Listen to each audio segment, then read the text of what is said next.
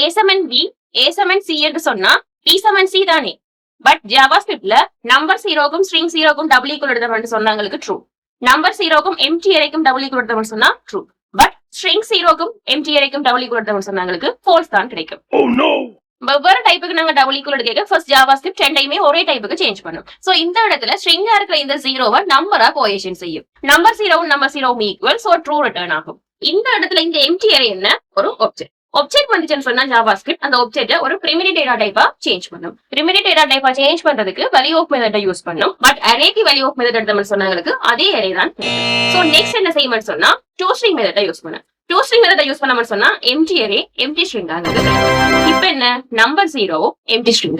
So இந்த ஸ்ட்ரிங்க நம்பரா coercion செய்யும். சோ எம்டி ஸ்ட்ரிங் 0வா கிடைக்கும். 0வும் 0வும் ஈக்குவல், சோ உங்களுக்கு ட்ரூ ரிட்டர்ன் ஆகும். ஓகே, இப்ப சொல்லுங்க, ஸ்ட்ரிங் 0க்கும் எம்டி அரேக்கும் டபுள் ஈக்குவல் எடுத்தோம்னு சொன்னா ஏன் ஃபால்ஸ் கிடைச்சது?